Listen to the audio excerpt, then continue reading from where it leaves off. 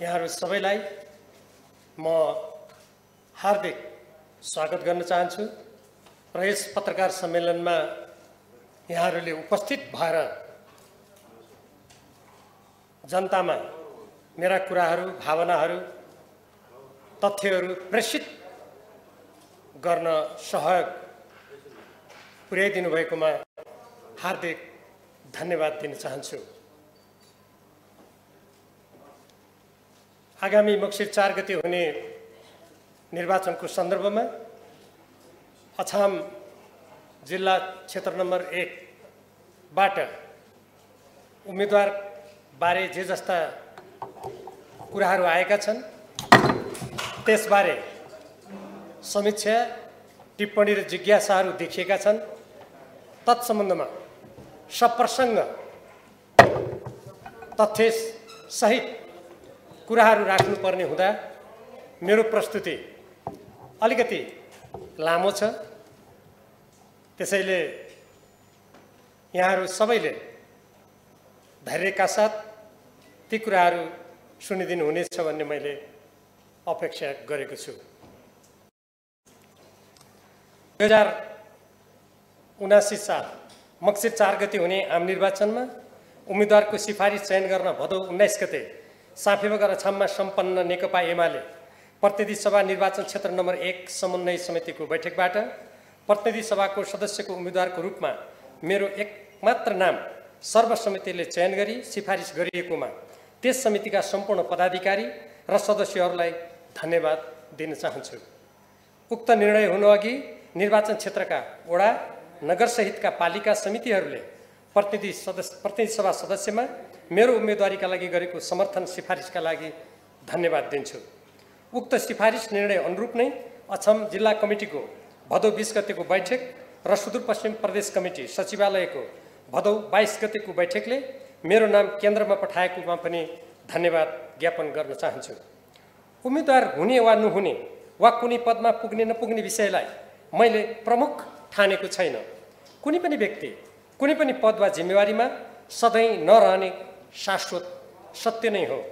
विषय देश र जनताको हित एवं पार्टीका घोषित सिद्धान्त, विधि, पद्धति, नीति र मान्यताको अनुसरण भयो कि अपज्ञा भयो भन्ने हो।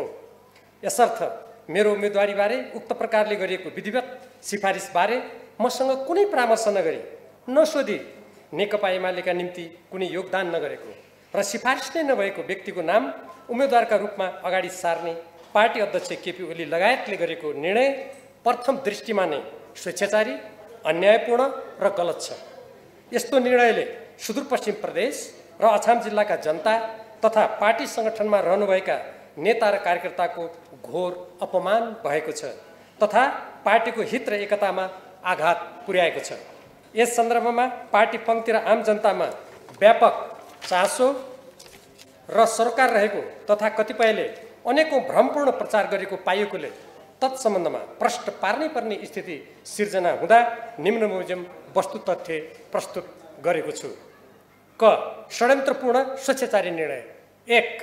आम निर्वाचनको चर्चा हुन थालेपछि मैले चुनाव नलड्ने भन्दै गरिएको सुनियोजित प्रचार मेरो नाम, क्षेत्र, जिल्ला र प्रदेशबाट एकल सर्वसम्मत सिफारिस भएपछि तीव्र पारियो।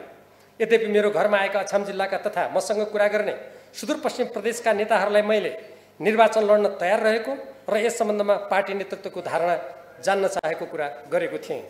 चुनाव लड्न तयार रहेको कुरा जानकारी गराउन तथा निर्वाचन क्षेत्रका नेता कार्यकर्ताको सुझावका लागि मैले अछाम जिल्लामा गएर प्रतिनिधि सभा निर्वाचन क्षेत्र नम्बर 1 स्तरीय कार्यकर्ता भेलामा असोज 8 गते मन्तव्य दिएको थिएँ।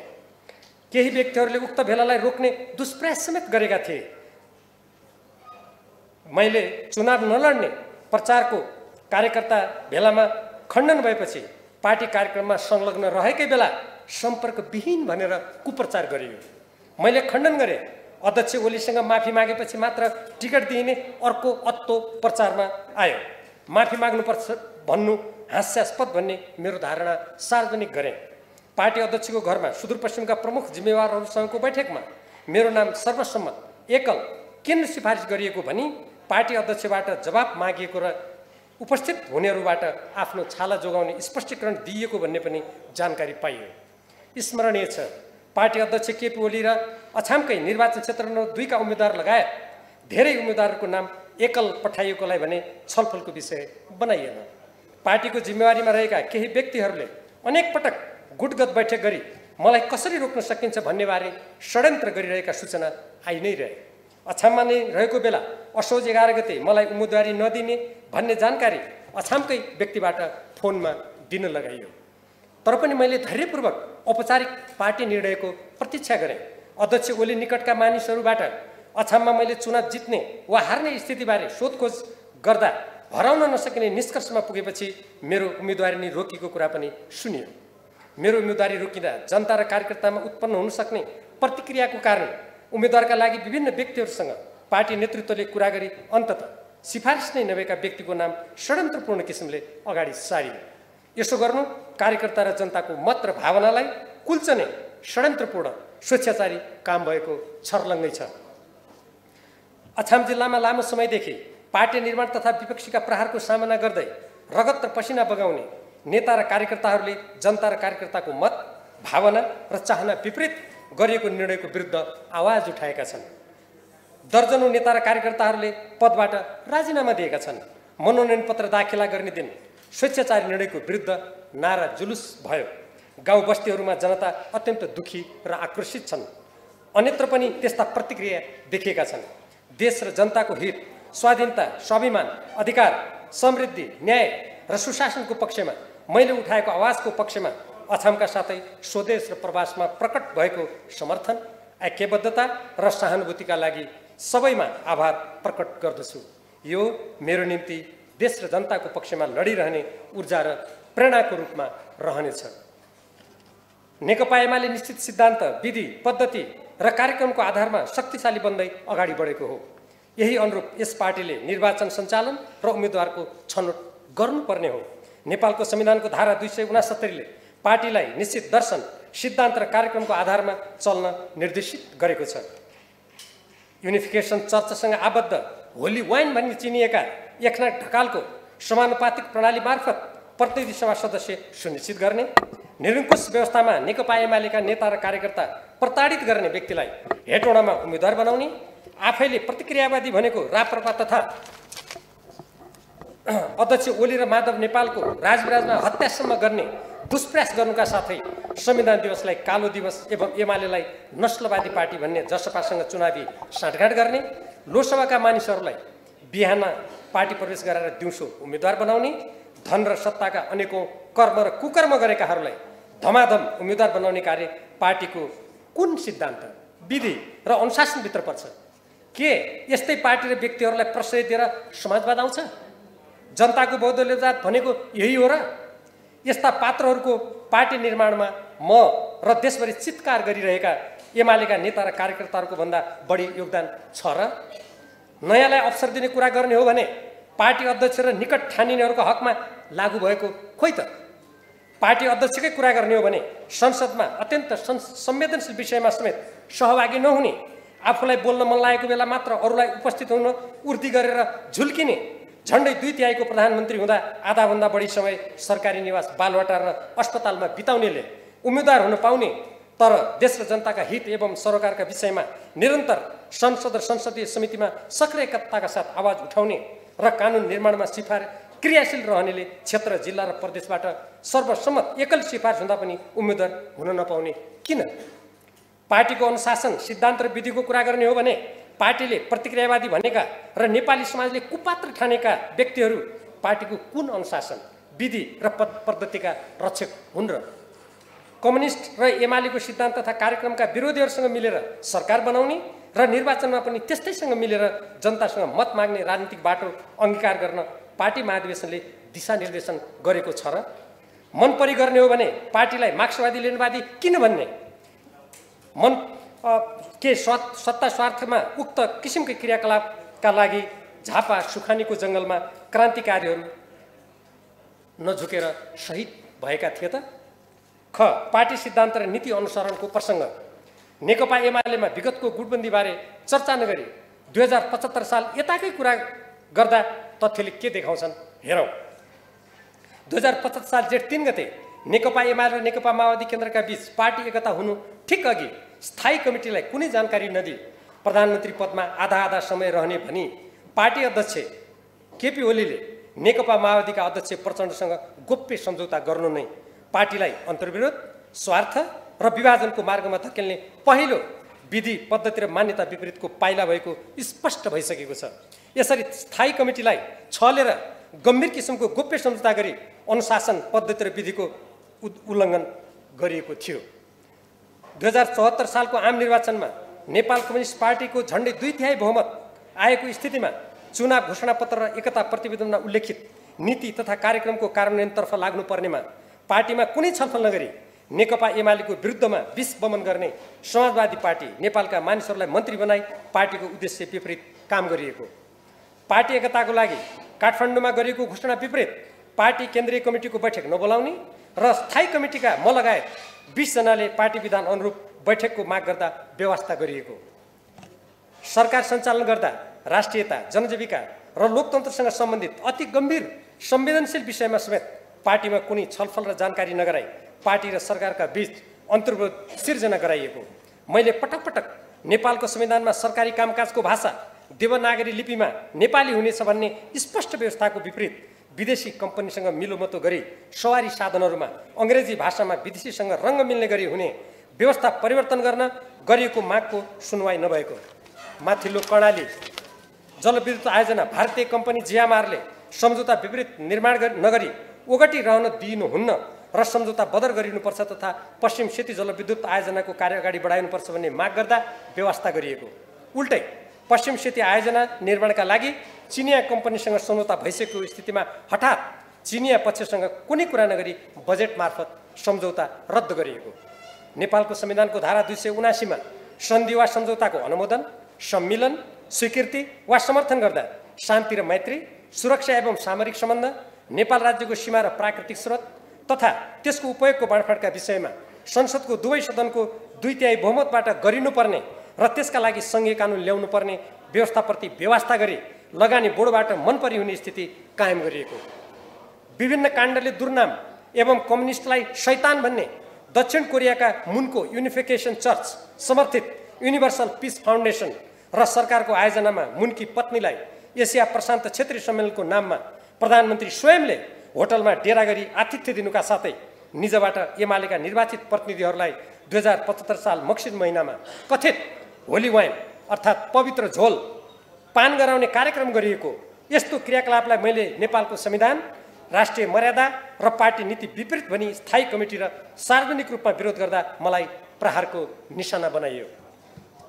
नेपालको कानुन र हित विपरीत रहेको अमेरिकी मिलेनियम च्यालेन्ज कर्पोरेसन एमसीसी सँगको सम्झौताबारे पार्टीबाट गठित कार्यदलको प्रतिवेदनलाई बैठकमा प्रस्तुत गर्न नदिई सो सम्झौतालाई प्रतिनिधि सभामा पेश गरिएको तथा अर्थमन्त्रीबाट राष्ट्रिय हित विरोधी एमसीसी कार्यान्वयन सम्झौता गरिएको। यस्तो गम्भीर विषयमा प्रतिनिधि सभामा छलफल गर्न नदिइएको।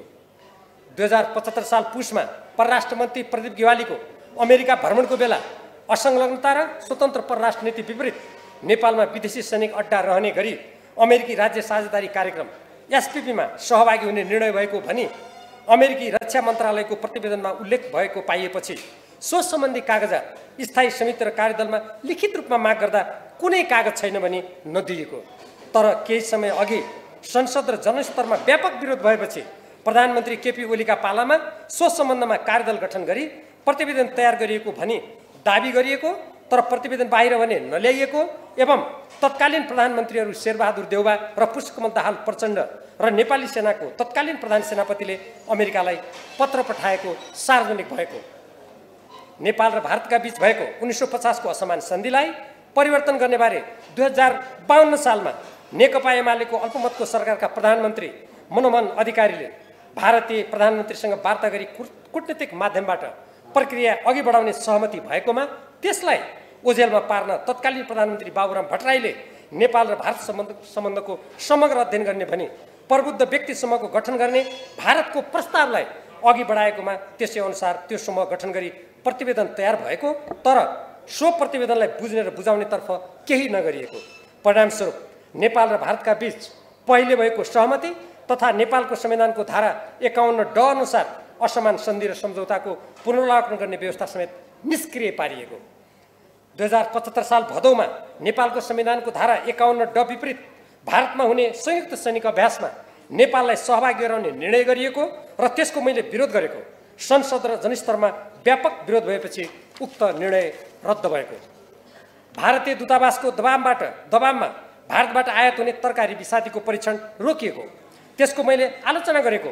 प्रधानमन्त्री केपी ओलीबाट पहिले त्यस्तो पत्र आएको अस्वीकार गरिएको र पछि पत्र सार्वजनिक भएपछि क्षमा याचना गर्नु परेको। नेपालको राज्य कोषबाट 1.5 अरब रुपियाँ खर्च गरेर भारतीय आइफा पुरस्कार त्यहाँका चलचित्र कर्मीलाई सैनिक मञ्च टुँडीखेलमा ठुलो कार्यक्रम गरी वितरण गर्ने निर्णय गरिएको। यसको म समेत संसदको अन्तर्राष्ट्रिय सम्बन्ध समितिले विरोध गरेको। संसद र जनस्तरबाट विरोध भएपछि उक्त कार्यक्रम रद्द भएको। नागरिकता विधेयकबारे प्रधानमन्त्री निवास बालुवाटारमा 2 दिन छलफल गरी निष्कर्ष निकालेर राज्य व्यवस्था तथा सुशासन समितिमा 22 महिना छलफल भई प्रतिनिधि सभामा पेश भएको प्रतिवेदनलाई नेकपाको अत्यधिक बहुमत भएको बेला सदनमा निर्णयार्थ पेश गर्न नदिएको। पार्टीमा कुनै छलफल नगरी राजनीतिक दल सम्बन्धी ऐन 2073 को दल विभाजन सम्बन्धी व्यवस्था र संवैधानिक परिषद काम कर्तव्य र अधिकार सम्बन्धी ऐन 2066 मा संविधान विपरीत संशोधन गर्न अध्यादेश जारी गरिएको। त्यसबारे प्रतिनिधि सभामा छलफल हुनुपर्ने माग राख्दै 2077 साल पुस 3 गते प्रतिनिधि सभाका सदस्यहरूको हस्ताक्षर सहितको प्रतिवेदन राष्ट्रपति समक्ष समावेदन गरिएको दिन हामीले सहमति अनुरूप समावेदन फिर्ता लिएको। तर उक्त अध्यादेश फिर्ता लिन प्रतिनिधि सभा विघटन नगर्ने र पार्टीमा समस्या समाधान गरी एक भएर जाने भनी बालुवाटारमा बसेको थाई कमिटीको बैठकमा गरेको प्रतिबद्धता उल्लङ्घन गरिएको। नेपालको भौगोलिक अखण्डता विरुद्ध अभियान चलाउने सीके राउतलाई राजकीय सम्मान दिँदै 2 देशबीचका हुने सम्झौताको जस्तो भाषा प्रयोग गरी सम्झौता गरिएको। गत स्थानीय निर्वाचनमा निजको पार्टी तथा संविधान दिवसलाई कालो दिवस भन्ने र नेपालमाथि भारतीय नाकाबन्दीलाई वीरगञ्जमा धरना र जुलुस निकालेर समर्थन गर्ने लोसपासँग साँठगाँठ गरी नेकपा एमालेको सिद्धान्त र मान्यताको उल्लङ्घन गरिएको। पार्टीमा कुनै छलफल नगरी 2076 सालमा राष्ट्रिय सभाका सदस्यको निर्वाचनमा महन्त ठाकुर नेतृत्वको पार्टीसँग साँठगाँठ गरिएको। संविधान सभाबाट नेपालको संविधान बनाउँदा देशमा राजनीतिक स्थायित्व कायम गर्न प्रतिनिधि सभामा सरकार बनाउने विकल्प रहँदासम्म प्रतिनिधि सभा विघटन गर्न नपाइने भनी राखिएको प्रावधान विपरीत पार्टीमा कुनै छलफल नगरी 2077 साल पुस 5 गते प्रतिनिधि सभा भङ्ग गरिएको कार्य संविधान सम्मत नभएको सर्वोच्च अदालतको ठहर हुँदै देशमा कोरोना महामारीको प्रकोप भएको बेला 2078 साल जेठ 8 गते फेरि प्रतिनिधि सभा विघटन गरिएको। राजनीतिक दलहरूको सहमति बमोजिम संविधानमा रहेको प्रावधान उल्लङ्घन हुँदा देशमा सिर्जना हुन सक्ने अप्रिय स्थितिप्रति संवेदनशील भई म लगायतका प्रतिनिधि सभाका सदस्यहरूले नयाँ प्रधानमन्त्रीको नियुक्तिका लागि राष्ट्रपति समक्ष प्रस्तुत गरिने आवेदन तथा प्रतिनिधि सभाको पुनर्स्थापनाका लागि सर्वोच्च अदालतमा दायर गरिने समावेदनमा हस्ताक्षर गर्ने स्थिति संविधानको व्यवस्था विपरीत प्रतिनिधि सभा विघटन नगरिएको भए नआउने स्पष्ट रहेको।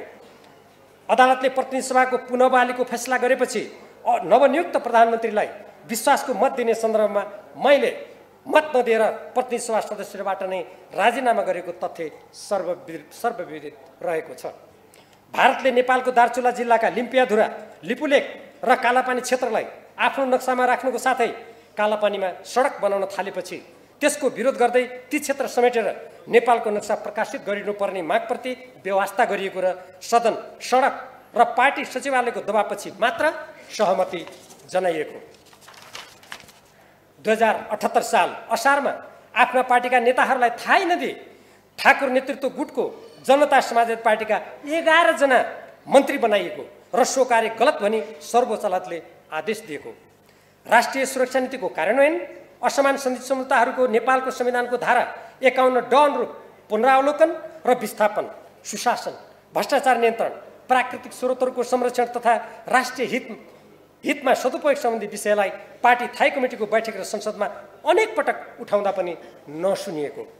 पार्टीका कतिपय महत्त्वपूर्ण केन्द्रीय विभागहरूमा पार्टी निर्माणमा कुनै योगदान नगरेका नाफाखोर, बिचौलिया र अन्तर्राष्ट्रिय वित्तीय पुँजीवादका पृष्ठपोषकहरूलाई जिम्मेवारी दिइएको तथा लामो समय निरन्तर पार्टीको लागि कठोर सङ्घर्ष गर्दै सङ्गठन निर्माण गर्ने कैयौँलाई नेकपा एमालेको महाधिवेशनबाट पारित राजनीतिक बाटो, नीति र कार्यनीति एवं जनताको बहुदलीय जनवादका मान्यताको विपरीत केन्द्रीय कमिटीको सदस्य र निर्वाचनको उम्मेदवारीमा पाखा लगाइएको।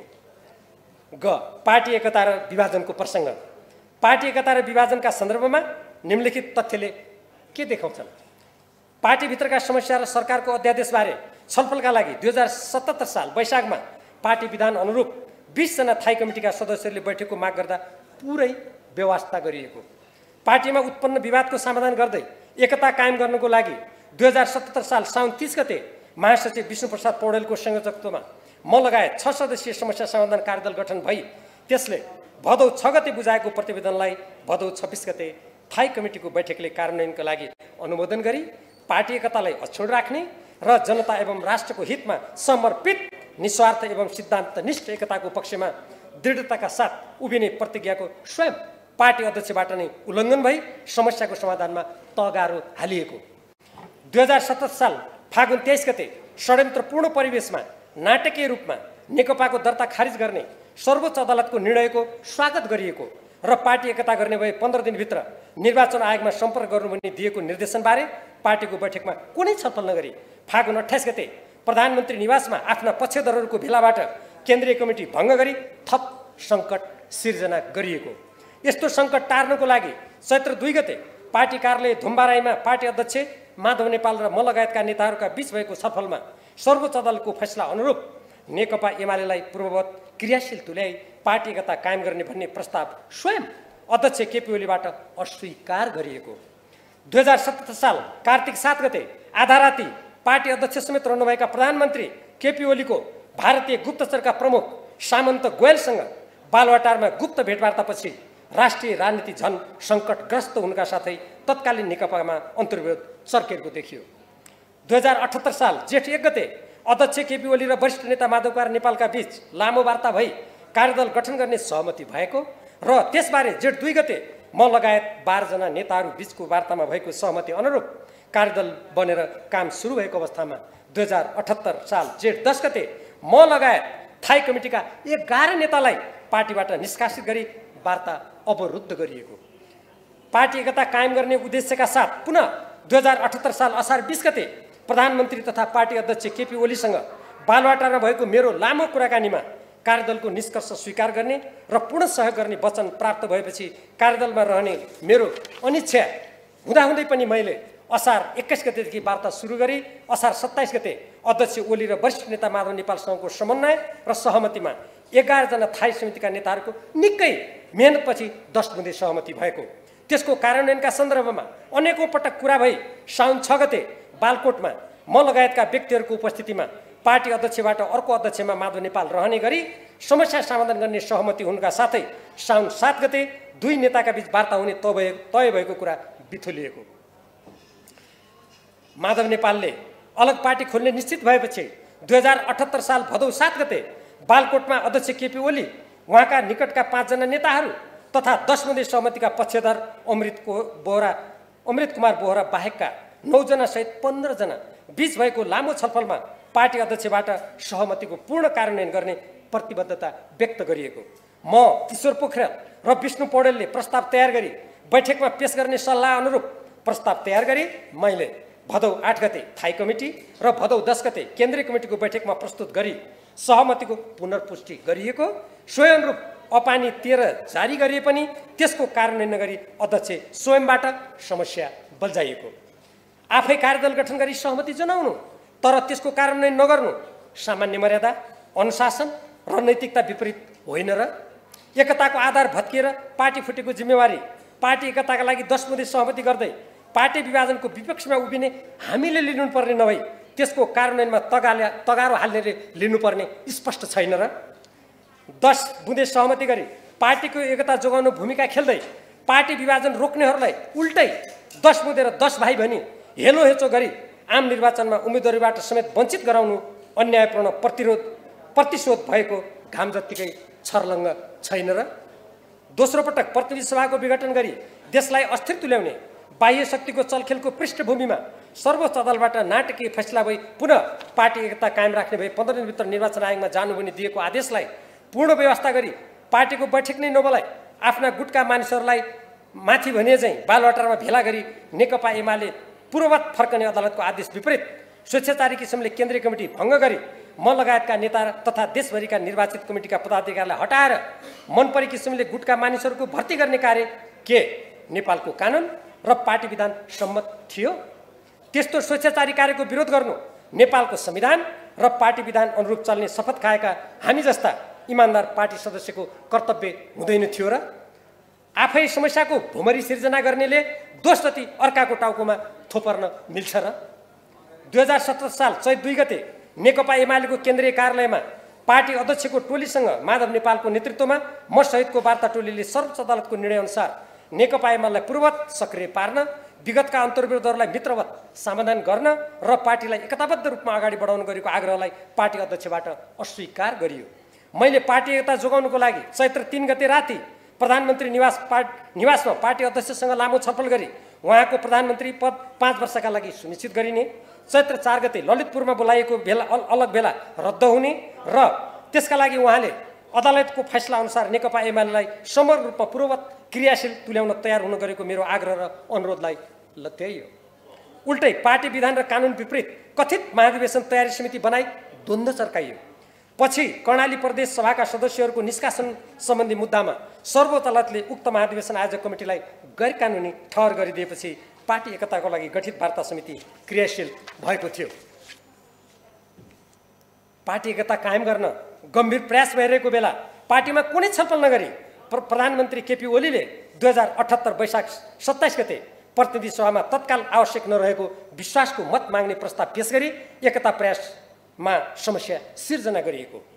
2078 साल मक्सिरमा चितवनमा भएको पार्टी महाधिवेशनमा 10 गते खुला सभा, 11 गते उम्मेदवारको मनोनयन र 12 गते मतदान गर्ने भनी काठमाडौँमा सम्पन्न थाई कमिटीको बैठकबाट भएको सर्वसम्मत निर्णयको विपरीत 11 र 12 गते अधिवेशनको कुनै बैठक नगरी विधान महाधिवेशनबाट निर्णित 225 सदस्यीय केन्द्रीय कमिटीको सङ्ख्या 300 पुर्याइनु, विद्युतीय मतदानका लागि प्रयोग मेसिनलाई राति 2 बजे मतदान सुरु गर्ने समय राखेर तिनको निरीक्षण गर्न नदिने स्थिति सिर्जना गरिनु, यन्त्रमा प्रयोग गरिने मतपत्रलाई गुटका मानिसहरूको हातमा पुर्याई फलानालाई मत नदिनु पनि खुला प्रचार गरिनु, कसैलाई पनि उम्मेदवार भई प्रतिस्पर्धा गर्न नदिन दबावपूर्ण स्थिति सिर्जना गरिनु र मेरो विरुद्ध नाराबाजी गरिनु जस्ता क्रियाकलाप नेकपा एमालेको कुन विधान, पद्धति, अनुशासन र परम्परा अनुरूप थिए त?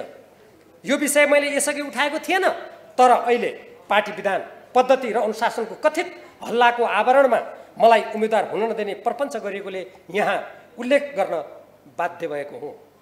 पार्टीलाई व्यवस्थित गरी एकताबद्ध बनाउने र बहुमत प्राप्त सरकारलाई बुद्धिमत्तापूर्ण किसिमले पार्टीको सिद्धान्त र कार्यक्रमको मार्गमा पुरा अवधि चलाउने जिम्मेवारी पार्टी अध्यक्ष र प्रधानमन्त्रीको होइन र?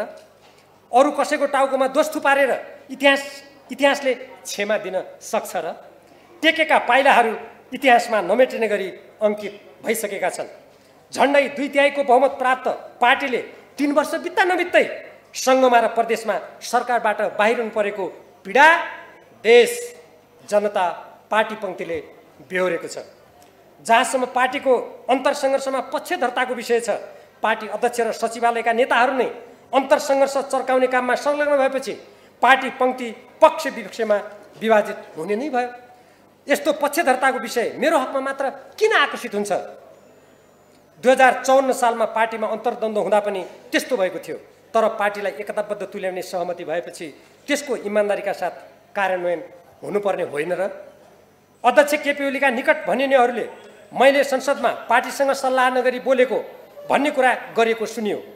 नेपालको राष्ट्रिय हित विपरीत 1 दर्जन सम्झौता सहितको एमसीसी सम्झौतालाई गठबन्धन सरकारले अनुमोदनका लागि प्रतिनिधि सभामा पेश गर्दा त्यसको विरुद्धमा मैले मतदान गर्नु के पार्टीको राष्ट्रिय स्वाधीनताको रक्षामा उभिनुपर्छ भन्ने मान्यताको विपरीत थियो? के एमालेले एमसीसीको समर्थन गर्नु भनी संसदमा निर्देशन व्हिप जारी गरेको थियो? यसबाहेक संसदमा मैले जति कुरा राखेको छु उपनेता र प्रमुख सचेतकको परामर्श र जानकारीमा राखेको छु। साथै संसदमा देश, जनता र कानुनी राजको पक्षमा बोल्न सबै सदस्यलाई अधिकार हुन्छ र लोकतन्त्रमा अझ मार्क्सवाद र द्वन्द्ववाद मान्छु भन्ने कम्युनिस्ट पार्टीमा देश र जनताको पक्षमा निर्धक्क बोल्नै नपाइने र फरक मत राख्नै नपाइने तर्क गर्नु सामन्ती निरङ्कुशतावादी सोच हो। सार्वभौम जनता र राष्ट्रिय स्वाधीनता तथा हितमा निर्धक्क बोल्दा अनुशासनका कुरा गर्नेहरू देशभक्तिपूर्ण आवाज बन्द हुनुपर्ने कुतर्कका वाहक मात्र ठहरिन्छन्। उपरोक्त तथ्यले गल्ती कमजोरी वा आलोचना आत्मालोचना वा माफी माग्नुपर्ने भए कसले किन त्यसो गर्नुपर्ने हो भन्ने देखाउँछन्। थप तथ्य खोतल्न आवश्यक भए खोतलौँ। कसैले आत्मालोचना गर्नुपर्ने वा माफी माग्नुपर्ने थियो भने वा कसैलाई दण्डित गर्नुपर्ने थियो भने गत विधान महाधिवेशन 10औं महाधिवेशनमा र पार्टीका बैठकमा कुरा किन नउठाएको त? अहिले कथित अनुशासन र पार्टी विभाजनका कुरा कोट्याएर पार्टीमा लामो समयसम्म रगत पसिना बगाएका पार्टीका प्रतिबद्ध कैयन व्यक्तिहरूलाई निर्वाचनमा उम्मेदवारीबाट वञ्चित गरी विगतमा नेकपा एमालेको उछित्तो काट्ने धनकुबेर, विदेशीका चाटुकार, दलाल पुँजीपति, प्रतिक्रियावादी, नोकरशाही, चाकडी र चाप्लुसीका महारथीहरूलाई प्रश्रय दिनु नेकपा एमालेको सिद्धान्त, विचार, कार्यक्रम, नीतिको उल्लङ्घन ठहरिन र दशकौं पार्टीमा योगदान गरेका थाई कमिटी सदस्य र पार्टी नेताहरूलाई लत्याएर विरोधी सिद्धान्तका जनताबाट अस्वीकृत व्यक्तिलाई उम्मेदवार बनाउनु कुन सिद्धान्त र नैतिकता हो? आज देशको राजनीति, अर्थतन्त्र, सुरक्षा र शिक्षा, संस्कृति लगायत राज्यका सबै क्षेत्र र अङ्गमाथि राज्य सञ्चालकहरूले खेलबाड गरिरहेका छन्। देशका सिमाना मिचिँदैछन्। कार्यपालिका, व्यवस्थापिका र न्यायपालिका पथ विचलित र अस्थिर बनाइएका छन्। सुरक्षा निकायहरूमा समेत राजनीतिकरण, व्यथिति र बाह्य प्रभावका विषाणुको संक्रमण बढ्दो छ। देशका प्राकृतिक स्रोतहरू धमाधम विदेशीको हातमा सुम्पने प्रतिस्पर्धा चाहिँ देखिन्छ। बाह्य हस्तक्षेप र अतिक्रमण तीव्र र व्यापक बनिरहेको छ। देशको ऋणभार कुल गार्हस्थ्य उत्पादनको 41.4% पुगिसकेको छ। जताततै नीतिगत र आर्थिक भ्रष्टाचार व्याप्त छ। देशका कर्मठ र सृजनशील युवाहरू विदेश पलायन भइरहेका छन्। फलस्वरूप गम्भीर सामाजिक र पारिवारिक समस्या सिर्जना हुँदैछन्। राज्यका सञ्चालकहरू स्वयं देशलाई जनशक्ति निर्यात गर्ने घृणित कुकर्ममा संलग्न छन्। कृषि क्षेत्रलाई तहस नहस पारिएको छ र यसलाई विदेशी कम्पनीको हातमा पुर्याउने प्रपञ्च रचिँदैछ। विश्वविद्यालय र शिक्षा क्षेत्र अस्तव्यस्त गर्दै संविधानको समाजवाद उन्मुख व्यवस्था बलियो बनाउने भन्ने मान्यता विपरीत शिक्षालाई अत्यन्त महँगो बनाई सामान्य जनताका सन्तति आत्मग्लानि र निराशाको शिकार भइरहेका छन्। देशको संस्कृतिमाथि खुला बाह्य अतिक्रमण भइरहेको छ। नेपाली समाजको धरातल नै समाप्त गर्ने दुराशयबाट बाह्य पैसा र सहयोगको आडमा कानुन विपरीत धर्मान्तरण गराइँदैछ। अन्तर्राष्ट्रिय जगत र दक्षिण एसियामा नै शक्ति राष्ट्रका क्रियाकलाप र भूमिकाबाट नेपाल जस्तो संवेदनशील भू राजनीतिक अवस्थिति भएको देशमा पर्ने कुप्रभावप्रति सत्ताको बागडोर लिनेहरू उदासीन र गैरजिम्मेवार देखिएका मात्र छैनन्। सत्ता स्वार्थका लागि बाह्य शक्तिका सामु लम्पसार हुने किञ्चित नहिचकिचाएका परिदृश्यहरू देखिँदैछन्। यस्ता विषयमा निर्वाचनमा कुनै बहस र छलफल गरिँदैन। पार्टीको सिद्धान्त, नीति र कार्यक्रमलाई जनताको अभिमतको परीक्षणमा राखेर जनादेश लिनेतर्फ रुचि राखिँदैन। निर्वाचनलाई केवल अमुक व्यक्तिले जे गरेर भए पनि, जसको शरण परेर भए पनि कसरी पदमा पुग्ने, गुट स्वार्थ कसरी पुरा गर्ने भन्नेमा मात्र केन्द्रित गराइँदैछ। समानुपातिक उम्मेदवार छनौटलाई नेता विशेषको गुट स्वार्थ पुरा गर्ने र लेनदेनको माध्यम बनाइँदैछ। निर्वाचनमा नेपालको संविधानले निर्दिष्ट गरेको राजनीतिक, आर्थिक, कूटनीतिक र राष्ट्रिय सुरक्षाको पक्षप्रति व्यवस्था गर्दै कतिपय प्रमुख राजनीतिक पात्रहरू र राज्य सञ्चालकहरूका चरम स्वेच्छाचारी कामकुरा र चरित्र छरपष्ट भइरहेका छन्। स्वच्छ प्रतिस्पर्धा र सुशासनलाई विकृत र कमजोर तुल्याउँदै लोकतन्त्रलाई दलीय निरङ्कुशता र तानाशाहीमा पतन गराइँदैछ। यसरी राजनीतिलाई निहित स्वार्थ पूर्ति गर्ने सिद्धान्तहीन, नीतिहीन र गन्तव्यहीन घोर अवसरवादी विकृत खेलमा परिणत गरिँदैछ। यस्तो स्थितिमा देश र जनताप्रति संवेदनशील सबै राजनीतिक दलमा रहेका नेता र कार्यकर्ता, बुद्धिजीवी, नागरिक समाज, पत्रकार जगत, राष्ट्रसेवक, पेशा व्यवसायी तथा देशभक्त जनताले फराकिलो सोचका साथ गम्भीर रूपमा चिन्तन मनन गरी अग्रसर हुनु आवश्यक देखिएको छ। उक्त स्थितिमा परिवर्तन गरी राष्ट्रिय राजनीतिलाई भ्रष्टाचार, बाह्य हस्तक्षेप र व्यथितिबाट मुक्त गरी संविधान सम्मत, सिद्धान्त सम्मत आदर्शको बाटोमा ल्याउनु अत्यावश्यक छ। यस सन्दर्भमा हाल चलिरहेको सङ्घीय प्रणाली अन्तर्गत केन्द्र, स्थानीय तह र प्रदेशका क्रियाकलाप तथा त्यसबाट देश र जनताको तत्कालीन एवं दीर्घकालीन हक हितमा परिरहेको असरबारे समीक्षा र पुनरावलोकन गरिनुपर्ने देखिसकेको छ। नेकपा एमालेमा मैले 5 दशक धेरै पसिना बगाएको छु। अनेकौं जोखिम र कष्टकर क्षणहरूको सामना गर्दै यस पार्टीको विस्तार र विकासमा योगदान गरेको छु। यहाँ मैले उम्मेदवारी पाएँ कि पाइनँ भन्ने विषयभन्दा नेकपा एमालेको घोषित दर्शन, सिद्धान्त, नीति र कार्यक्रम विपरीत दक्षिणपन्थी शक्ति र व्यक्तिहरूसँगको साँठगाँठ तथा स्वदेशी र विदेशी प्रतिक्रियावादीहरूसँग सामिप्य र चलखेलले उम्मेदवारीमा दखल भएको त होइन भन्ने चिन्ता हो। नेपालको राष्ट्रिय हित, स्वाधीनता, स्वाभिमान, अखण्डता तथा विधि एवं सुशासनको पक्षमा उठ्ने आवाजलाई संसदमा कमजोर बनाई दमन गर्ने खेलबाट नेपालको भविष्यमा पर्ने नकारात्मक असरप्रतिको सरोकार हो। मेरो उम्मेदवारी रोकिनुमा स्वदेशी तथा विदेशी प्रतिक्रियावादीहरूले गाँच्दै आएको राजनीतिक परिवेशका वाहकहरू जिम्मेवार रहेको सर्वत्र चर्चा छ। 2007 सालपछिको कुरा गर्दा पनि देशभक्ति र स्वाभिमानको बाटोमा दृढतापूर्वक उभिँदा सुदूरपश्चिमका भीमदत्त पन्तलाई भारतीय सेना बोलाएर हत्या गरिएको र जननेता मदन भण्डारीलाई त्रिशुलीमा खसालिएको दुर्दान्त इतिहास हाम्रा सामु छ। तर सँगै न्याय र स्वतन्त्रताका लागि एवं बाह्य आक्रमणकारीका विरुद्ध वीरतापूर्वक लडेको नेपालीहरूको देशभक्तिपूर्ण गौरवशाली इतिहास पनि जीवित छ। विगतको इतिहास र वर्तमान परिवेशलाई मनन गर्दै नेकपा एमालेका मार्क्सवादी दर्शन र देशभक्तिपूर्ण विचारयुक्त नेता र कार्यकर्ताहरूले गलत पक्षको विरुद्ध र सही पक्षको रक्षामा एक भएर सशक्त रूपमा अघि बढ्नु आवश्यक देखिएको छ। पार्टी कसैको निजी वा निजी स्वार्थ पूर्ति गर्ने माध्यम होइन, त्यसो हुनु हुँदैन। यो सामूहिक नेतृत्व भावना तथा मार्क्सवादी दर्शनको आलोकमा नेपालको संविधानद्वारा निर्दिष्ट उद्देश्य हासिल गर्न क्रियाशील रही देश र जनताको हितमा काम गर्नुपर्ने सङ्गठन हो। त्यसकारण मेरो अगाडि आगामी निर्वाचनमा उम्मेदवार भई विजयी हुन, स्वतन्त्र उम्मेदवार हुने लगायतका विकल्प भए पनि त्यसतर्फ म अग्रसर नभएको हुँ। यस पार्टीको विशाल पङ्क्तिमा रहेका देशभक्त, सिद्धान्तनिष्ठ र इमान्दार नेता र कार्यकर्ताले पार्टीलाई देश र जनताको सर्वोपरि हितमा अघि बढाउन पार्टीले भन्दै आएको कानुनी राज, विधि पद्धति अनुरूप राज्य र पार्टी सञ्चालन, भारतसँगको 1950 को सन्धि एवं असमान र अपमानजनक गोर्खा भर्ती सन्धिको खारेजी, नेपालका लिम्पियाधुरा, लिपुलेक र कालापानी लगायतका अतिक्रमणमा परेका भूभागमा नेपालको हकबुक कायम गर्ने, तराईमा डुबान र सिमानामा 10 गजा अतिक्रमणको समस्या समाधान गर्न अग्रसर हुने, राष्ट्रिय आत्मनिर्भर अर्थतन्त्रको निर्माणको लागि स्वदेशी कच्चा पदार्थमा आधारित राष्ट्रिय उद्योग धन्दाको विकास गरी राष्ट्रिय उत्पादन बढाउने, प्राकृतिक स्रोत र जनशक्तिलाई देश विकासमा सदुपयोग गर्ने, जनसङ्ख्याको राजनीतिबाट नेपालको स्वाधीनता समाप्त गर्ने खेलबाट जोगिन नागरिकता विदेशीहरूका लागि खुला नगरी नेपाली पुरुषसँग विवाह गर्ने विदेशी महिलालाई 7 वर्ष स्थायी आवासीय परिपत्र दिएर त्यसपछि मात्र राजनीतिक अधिकार वा नागरिकता दिने, बाह्य हस्तक्षेप र दबावबाट